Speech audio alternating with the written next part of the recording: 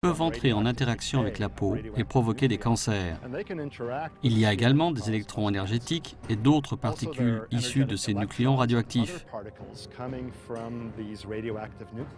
Et tout cela endommage les tissus vivants.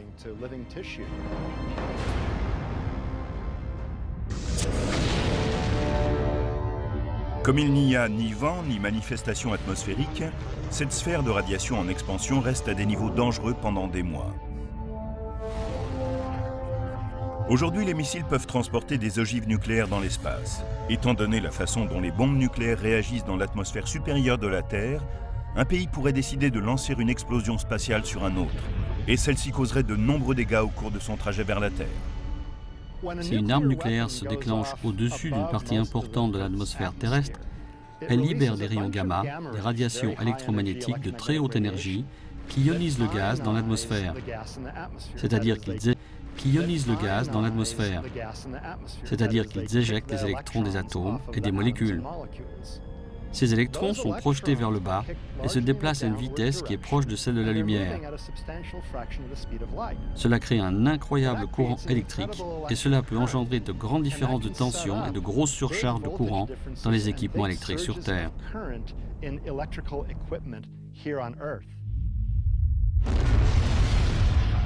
Si les États-Unis étaient la cible, il y aurait un pic soudain de courant qu'on appelle une pulsation électromagnétique ou EMP, venant comme un énorme projectile invisible de lumière. Cela détruirait les équipements électroniques et tout vecteur de courant électrique dans l'instant.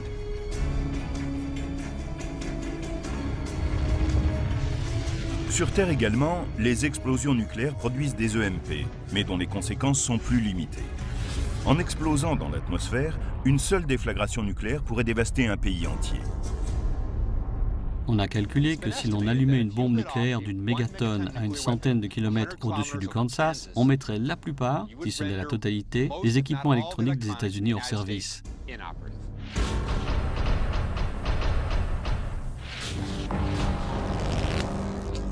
Les dommages causés par des explosions atomiques spatiales sur Terre ne sont pas qu'une théorie. À la fin des années 50, au plus fort de la guerre froide, les États-Unis et la Russie devinrent les seules nations à utiliser l'espace comme un terrain d'essai nucléaire.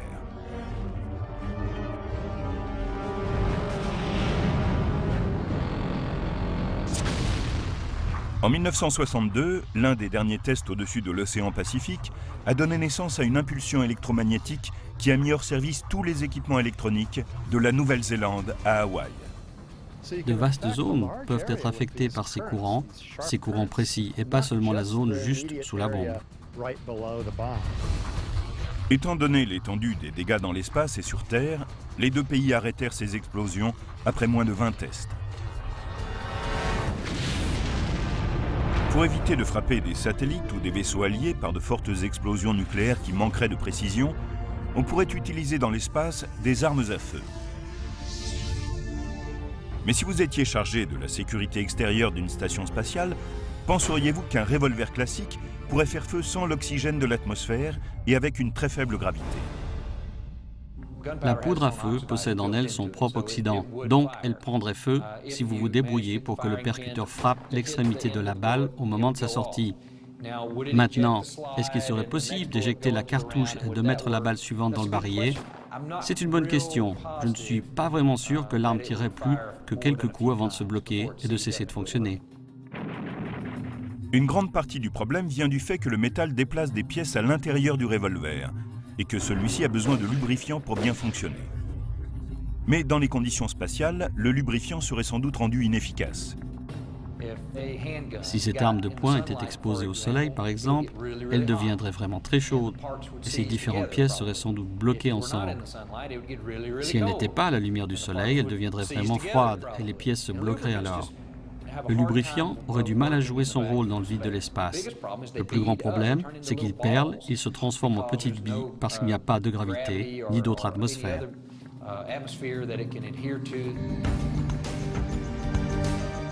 Les astronautes nous démontrent la même chose quand ils boivent des liquides en apesanteur. Au lieu de couler régulièrement, les liquides se dispersent en petites sphères.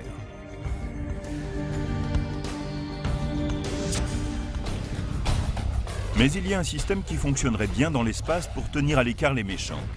C'est de tirer des balles avec un canon électrique. Celui-ci utilise pour propulser des balles des séries de puissants champs magnétiques.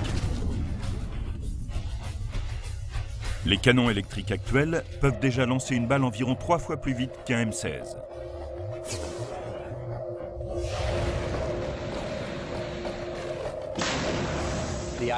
L'idée d'un canon électrique, c'est de prendre un petit projectile, en métal ou en plastique, peu importe, et de l'envelopper dans une feuille d'aluminium pour créer un circuit électrique entre deux longs rails.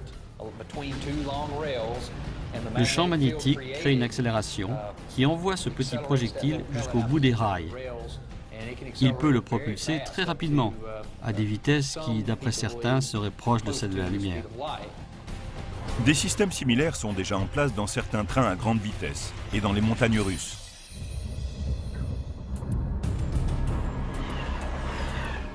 On a une série d'aimants qui propulsent un objet, soit en train, comme dans les montagnes russes, ou une balle destinée à frapper un objet dans l'espace. D'un aimant à l'autre, l'accélération se développe. Et en passant un certain nombre de paires d'aimants, l'objet atteint la vitesse désirée. Monté sur un grand vaisseau, le canon à rail pourrait devenir le canon du futur. De longues rangées d'aimants pourraient propulser d'énormes projectiles à des millions de kilomètres/heure. Mais ce type d'arme suffirait-il à vaincre une civilisation extraterrestre avant qu'elle ne détruise la Terre ?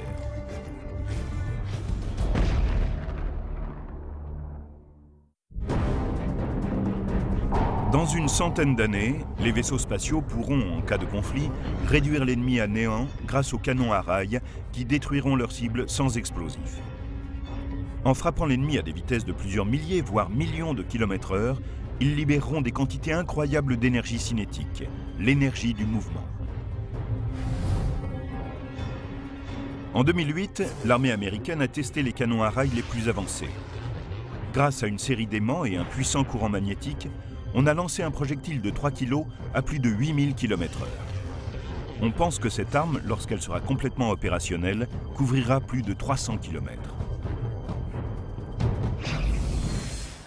Une balle qui se déplace à 7 fois la vitesse du son fait beaucoup de dégâts. On est content lorsqu'elle est de notre côté dans un conflit. C'est le genre d'arme qui pourrait faire pas mal de dégâts si nous devions détruire la capitale d'une civilisation extraterrestre violente.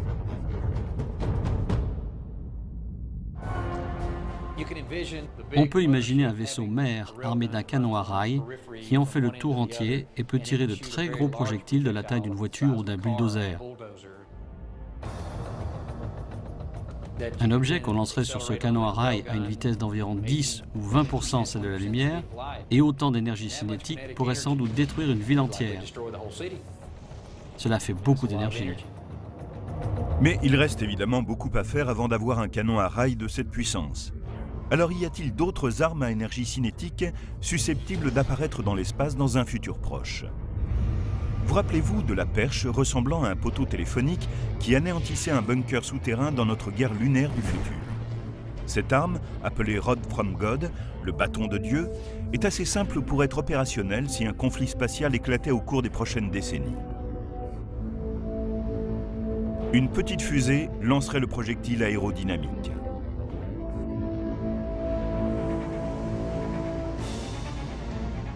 À la base, c'est une simple perche de métal, sans doute en tungstène ou en tout cas dans un matériel lourd, très solide. On la met en orbite, on la lance sur la cible, n'importe où dans l'espace, et on laisse simplement la gravité en accélérer la vitesse.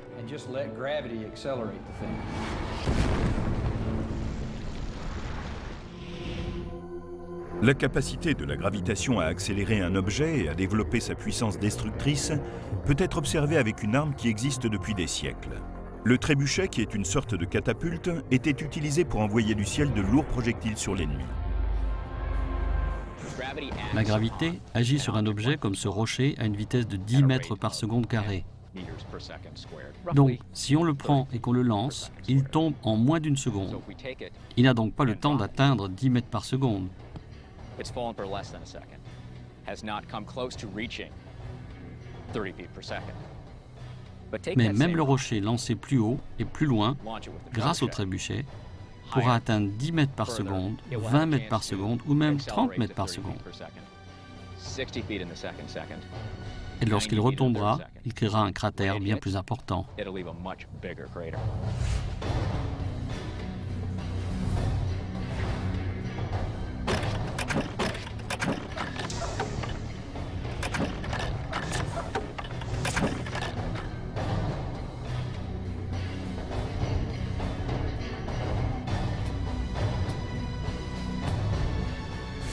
Ce rocher s'est déplacé dans les airs pendant environ 5 secondes, ce qui veut dire qu'au moment où il frappera, il aura atteint 35 mètres par seconde. Avec l'énergie cinétique en plus, il laissera un cratère plus grand. Dans les conflits qui auront lieu dans un siècle, une perche lancée sur la Lune aura un avantage sur le rocher du trébuchet. Comme la Lune ne possède aucune atmosphère, elle continuera d'accélérer jusqu'au moment où elle frappera le QG souterrain de la colonie ennemie. Elle s'enfoncera dans la roche lunaire et détruira le poste de commandement. Et si les séparatistes basés sur la Lune faisaient de même et lançaient vers la Terre une baguette depuis une plateforme spatiale? L'atmosphère terrestre ralentira sa chute, mais est-ce que ce sera suffisant pour empêcher la destruction d'un QG terrestre souterrain? Lorsqu'elle frappera l'atmosphère supérieure, elle aura une vitesse d'environ Mach 25, c'est-à-dire 25 fois la vitesse du son. Elle ralentira en traversant l'atmosphère, mais si elle devait frapper la Terre, elle y ferait un trou, car elle frapperait à 8000 ou 10 000 km/h. Alors la quantité d'énergie libérée dans un petit espace en un très court instant serait équivalente à celle d'une bombe nucléaire.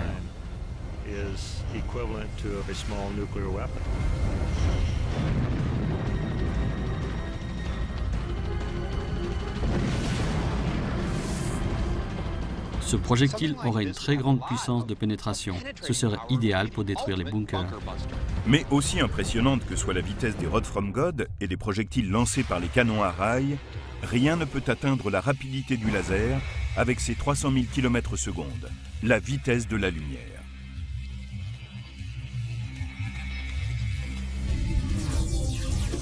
Les lasers ont toujours été les armes préférées dans les guerres spatiales des ouvrages de science-fiction. L'idée d'avoir un laser personnel est fascinante et très séduisante. J'aurais adoré en avoir un quand j'avais 12 ans. Tout comme les enfants veulent parfois être des cow-boys ou des bandits, j'aime bien l'idée d'avoir une arme indolore, instantanée, et qui fait de vous le plus fort du pâté de maison.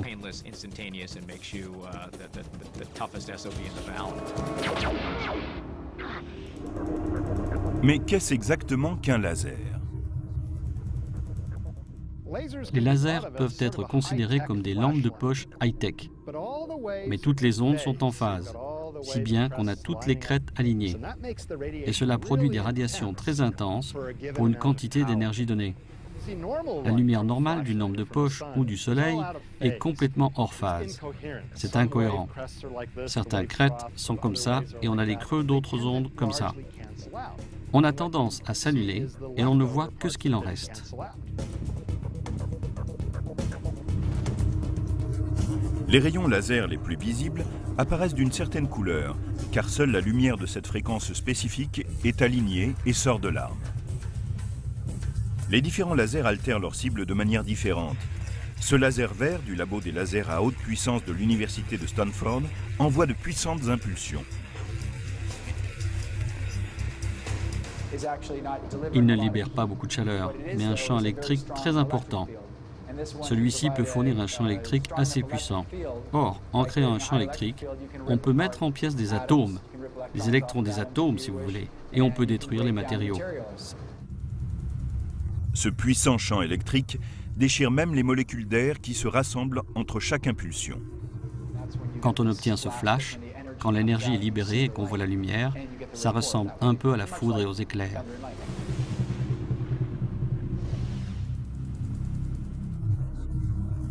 Même si puissant qu'il a endommagé notre caméra pendant que nous filmions ces images. Les particules de poussière ont dévié une partie de l'impulsion vers la lentille et ont laissé une marque verte définitive sur le capteur numérique de la caméra. Au laboratoire, un autre laser prouve la puissance des ondes continues par rapport aux impulsions. C'est un rayon infrarouge.